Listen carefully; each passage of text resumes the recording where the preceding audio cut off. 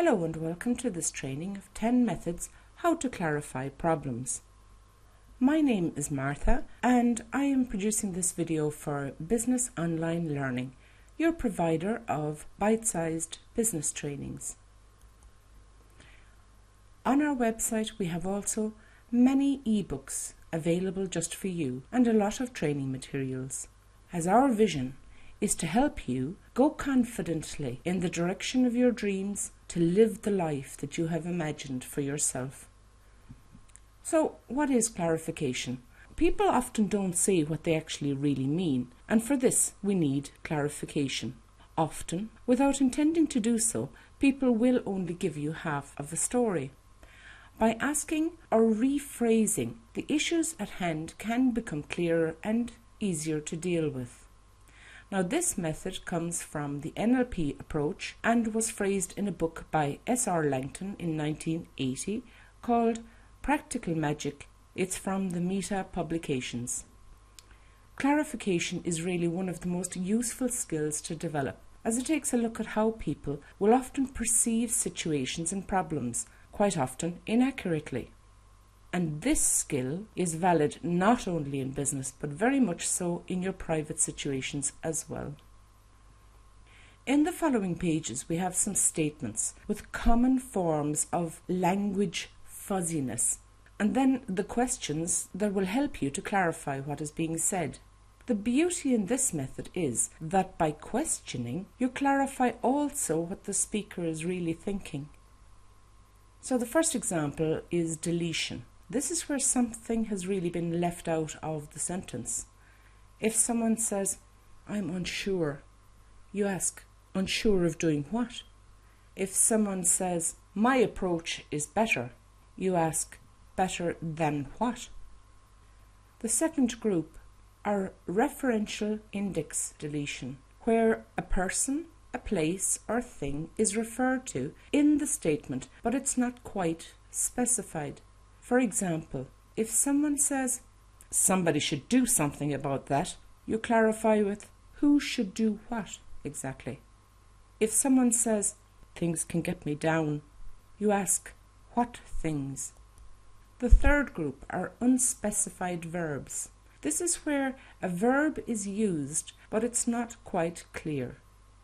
When somebody states, "I can deal with it," you can ask, "What can you deal with?" and how specifically.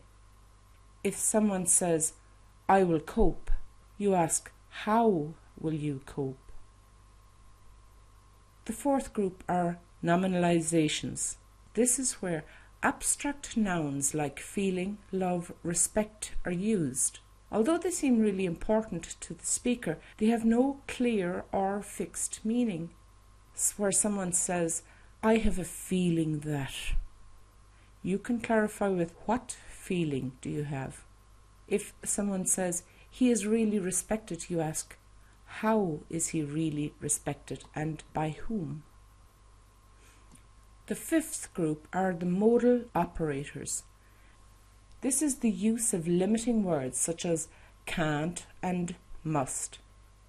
Listening to a statement like, "I can't do anything right," you gain clarity with, "What prevents you?" or "What's stopping you?"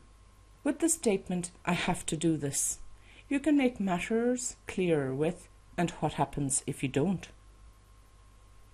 There is the group called the lost performatives. This is where people use should or have to in a statement and don't say why or who determines this. For example, where is the authority that stipulates this? Should someone state, for example, "We should change the way we do this," you can reply with, "Who exactly says we should?" Or with statements such as, "We must join together," you can get a clearer picture with, "Who says we should?" There are generalizations and universal quantifiers. We all know these, where people are swept with the same brush. For example, "Those guys in the sales department are ... or "Women make awful drivers," or "Top management do nothing." Now, who specifically or what experience are they trying to convey to you? Then we have presuppositions. These are parts of a statement which make you assume something has existed and therefore the statement is valid. If you hear a statement, "That lady tried to cheat me again," you reply with, "So, she has tried to cheat you before?" Or, "He always makes a mess of the job he is doing." You ask, "So, when did he make a mess of things the last time?" There is the group causal modelling. Any cause and effect statement that will link up two or more situations in a cause and effect manner.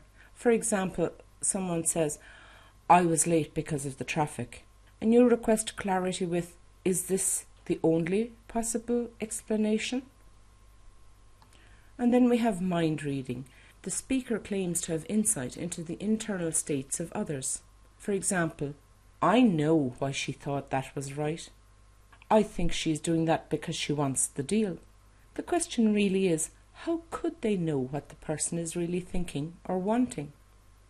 These methods of clarification are all there to encourage you to be a more active listener and to understand what is really being said, or as the case may be, what is not being said. We encourage you to listen carefully and question what you are hearing, because quite often statements that can be bold will also hold inaccuracies. So now we have come to the end of the video. We would just like to encourage you to join us on one of the social media platforms. On YouTube, we are there with our channel Business of Learning, or as Martha Begley Shade. We are on Facebook as Business Online Learning, as well as Pinterest, and we have a lively community on Google+. My name is Martha Begley. Please do connect with me on LinkedIn, or I'm on Twitter as Online Martha. We hope you enjoyed the video. Thank you for your time. We wish you the best of luck.